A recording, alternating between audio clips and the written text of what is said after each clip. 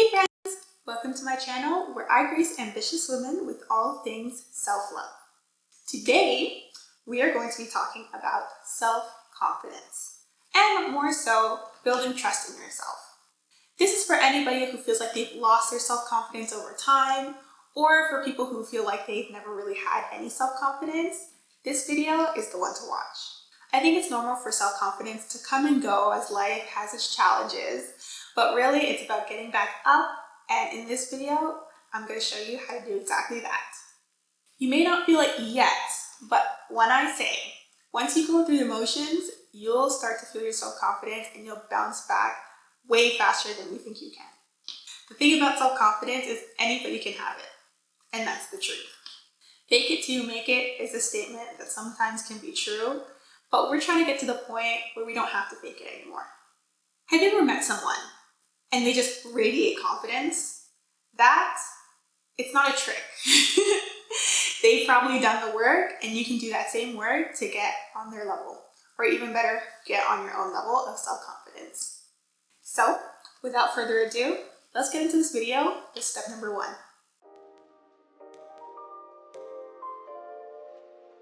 So, training your brain is something that all of us can do, but a lot of people seem to forget that. So what we're going to do is we're going to start by questioning that doubtful voice in our heads. What I like to do is something I actually picked up from a show that my kids like to watch, and it's something I like to call the one-word edition. So what you're going to do is you're going to take that common phrase of, I can't do it, and you're going to replace it with, I can't do it yet. This not only satisfies the logical part of your brain that wants to keep you grounded in your current reality, but what it also does is allows your brain to also be able to explore the possibility of success and the fact that you can succeed in whatever you're trying to do.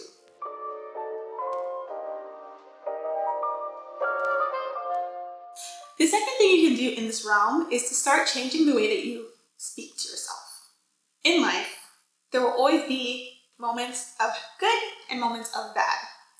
And in those bad times, it's very easy to get looped up in thinking negative thoughts. But it's important to make sure that you're keeping those thoughts under control and not forgetting that there's a lot of positive that can also happen in your life too. What you can do instead is you can help to train your brain to make sure that you're not only thinking about the negative in the present, but you're looking to the future about the positives that can happen. This will help make it easier to take those next best steps into the right direction and boost your confidence along the way.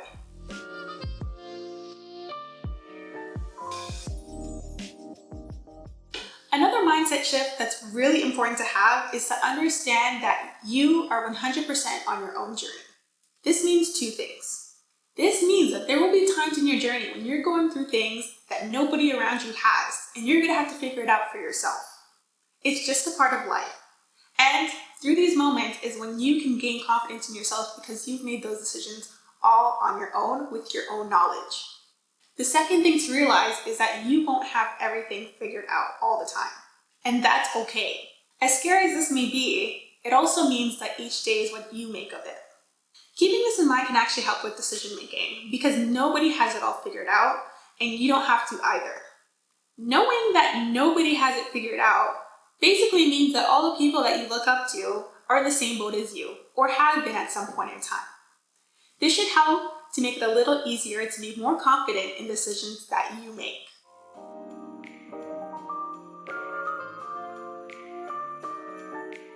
Have you gotten to the point where you have started to overthink every single thing you do? Yeah, I've been there. But now it's time to start getting out of your own head and living your life confidently. Now, to start on that little trip, you've got to start outlining the behaviors that aren't serving you anymore. I can bet there are so many things that you do during your day that aren't necessarily helping you. I, for one, have a lot. And I think that one of the biggest ones is scrolling endlessly on social media for absolutely no reason. We say it's for inspiration, but a lot of times it's just procrastination or mindless scrolling. I think we all have them, and at some point we have to realize that they're just not serving us and do something about it. Outlining your questionable behaviors will actually help you boost your confidence over time, because at the end of the day, you have to realize that once you are able to narrow down what isn't serving you, you're then able to step into the behaviors and the actions that will actually serve you and do them confidently. This will allow you to confidently move forward in the direction that you want to go and do so at a nice steady pace. Because once you do this, you know exactly where you're going. Now, the next thing that you can do to start getting out of your own head is to write down your goals.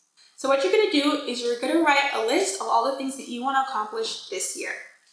After that, you're going to want to break it down into your 6-month goals and your 90-day goals.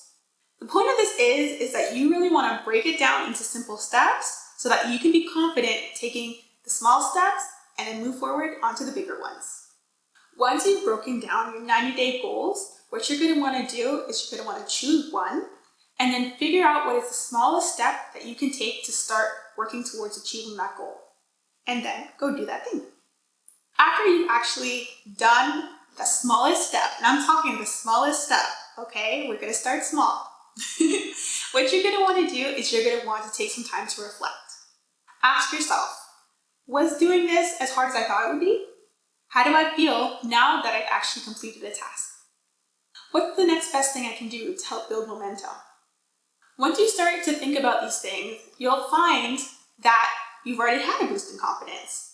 During this process, it may have come so gradually that you don't even notice it.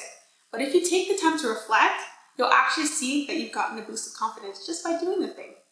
That's why reflection is one of the biggest steps you can take. I do have a warning, because if you're anything like me, your brain can want to go a mile a minute doing all the things, but it's important that on this journey towards self-confidence and doing the things that you want to do to succeed in your journey, that you take the time to actually sit down, go through your goals, and don't take on more than you can handle. And it's about knowing yourself in this case too. Sometimes we take on a little more than we can handle. And this backfires on us because at the end of the day, we can only take on so much. And as we start to fail in the things that we thought we wanted to do because we're rushing the timeline, it basically diminishes our self-confidence. And that's not what we want. We want to increase our self-confidence with each step we take. So on this journey, just make sure that you keep reflecting and you keep checking in with yourself to make sure you're not on a path to burnout. Just some advice from me.